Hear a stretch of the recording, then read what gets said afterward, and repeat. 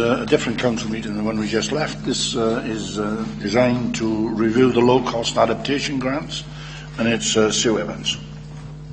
Thank you, Leader. Thank you, members.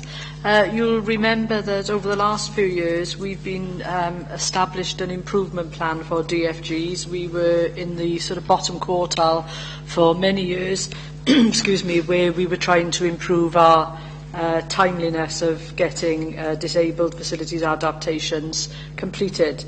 And one of the things we did, which you approved last year, was to separate out low-cost adaptations, which wouldn't require a means test. In other words, establishing the financial standing of individuals and work with them to see whether they would be eligible for a grant or whether they would need to make a contribution. So we separated out those arrangements with the anticipation that having some of the lower cost adaptations under £5,000, we could do those quicker, and avoiding the means test would reduce the bureaucracy. I've set out there at 3 the background in terms of the legislation, and you can see an awful lot of even lower cost work, things like ramps and rails, are done in partnership with a not-for-profit organisation, Care and Repair, focusing there particularly on how do we prevent hospital admissions or support early discharge from hospital. So there's a benefit there, as Nigel was saying earlier, in the stuff we do in social care benefits the NHS. If you reduce the number of falls through getting good equipment in people's homes, that reduces the burden on the NHS.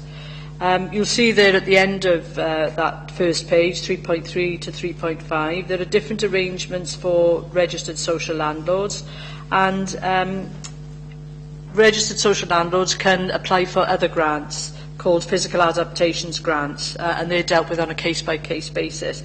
And any registered social landlord like Bronavon, there is a stock transfer, would have had capital built in as part of that transfer arrangement. So again, they don't come under this agreement. If I take you to the next page, everything that we do in terms of anyone who's eligible for social care support, once they meet our threshold, all of those adaptations are assessed by a qualified occupational therapist. Again, that's something that's set out as part of statutes. I've said already 3.7 that for disabled grants, they're up to a value of 36,000. People do have the opportunity to top up that grant, and they can use interest-free loans that we've agreed for the council previously. But we've got a different arrangement for these lower cost adaptations, and under 3.9 you can see there the types of equipment, 61 so far this year, and the costs that they come out, and you can see most of them are well below the £5,000. But at 3.10 you can see there 95% of them were within that threshold, but we've got 3 where they exceeded that original tendered sum. So technically they should have now gone into the DFG process under our current arrangements. And what this proposal is asking Cabinet to agree is that I can have delegated authority to consider those cases that go above that 5,000 and make a chief officer decision backed up by a robust report for me to understand why it's gone above that cost.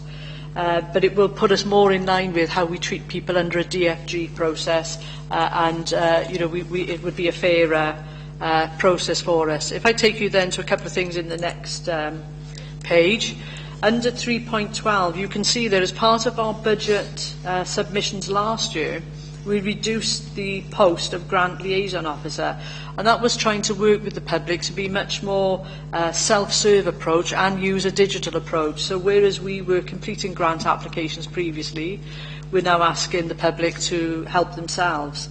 And you can see there from section 4, there's been a number of issues by testing that new approach. And I would call them teething troubles. We will improve on that, and we're looking to see how can we improve the form itself, how can we improve the guidance that goes with it. But it does mean that when you're using self-serve, for some people, we have to keep going back to them for additional information, and that will impact on our performance. So our PIs potentially won't be as good as we would expect. But as new people come forward who are much more technology savvy and digitally aware, we think that will reduce. The other element I've pointed out there for you under 4.2 is the way that we award our tenders through that tendering process that we agreed a few years ago now. And you can see that there are legitimate reasons why sometimes those tendered costs come in at the final analysis above the £5,000, and there's a couple of examples there given. There will be unforeseen works that is only when you start digging something up or knocking walls down that you start to see things.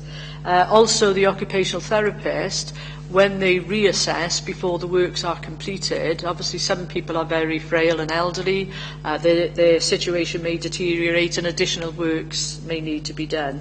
And then on the rare occasion, sometimes there has been a schedule of works issue where that hasn't been absolutely accurate. So, that creates challenges, obviously, that if we've estimated it to be under 5,000, we haven't done the means test. Nobody's had to think about their own financial contribution. So we're, in effect, at the moment, dealing with a two-tier system. So what I'm looking for is that recommendation there that you would delegate to me an escalation process that would be backed up by a robust report of the reasons behind why it's gone over the £5,000, and that will put us more in line with the DFG process. And I'm also looking for, because this is a new way of working, there may be other minor changes we might need to make to the policy as we test it out going forward, to also delegate to me the authority to amend the policy. And obviously if there was anything significant, I would bring it back to Cabinet. But it seems a bit onerous to be coming back to Cabinet with slight variations to the policy every time as we try a new method, we see a change is required. So happy to take any questions, and those are the recommendations. Thank you. Thanks for that. Can I just ask Linda, because this technically is a new cabinet, isn't it? Should I have asked for declarations of interest or anything like that, or are we okay? Yeah, sorry, Leader. Yes, but I think you're okay. I don't think there are any interest to be declared unless members... All right, that's fine. Cheers. Richard? Can I just, the suite of measures that Sue's outlined there, as she rightly says, we were in a shameful position with our DFGs, and measures such as this and the other matters she's mentioned have dramatically reduced that. And for the sake of the change in this policy, it would seem ludicrous not to allow this. I'll give you for example, you could be putting a ramp in for somebody, and as they're digging out the foundations, there's pipeworks underneath, and as Sue mentioned in the tendering process, that could push it over the £5,000 mark. Do you stop that vulnerable person and cause them unnecessary worry by saying, right, you've got to go through the DFG process because we can't do it quickly now because it's over £5,000, where you've got an excellent chief officer who with a report can make that decision herself? To me, it's a no-brainer to approve this, and we are mindful of that. We don't want our DFGs creeping back up and cause unnecessary worry to our most vulnerable people. Right, we've got that. Anybody else? Yeah. Lewis? Certainly supported 100%, makes rock solid sense. On the item 4, when it says, about people getting difficulties filling the forms in, and it's causing a bit of delay with your officers or whatever. So is there any scope for them to come in and fill the form in with the assistance of someone in your office? Yeah, we always offer that. Anyone who is sight impaired or may not have very good English, we always offer that. Okay, thank you. Right, John? Yeah. Totally support this, because you always get, I think, unforeseen works in most projects that you get. The only thing that you haven't put on yet, and you may have done because I haven't read the report in its fullness, whether you've put a ceiling on that, what in percentage terms or whatever. I haven't deliberately, because I want to look at a few more examples first. We've only had 3 at the moment, so I think if you can give me that freedom, and I'll come back if there's anything significant I need to when I look at other cases this year. All agreed the recommendation show? Thanks so much. I close the meeting.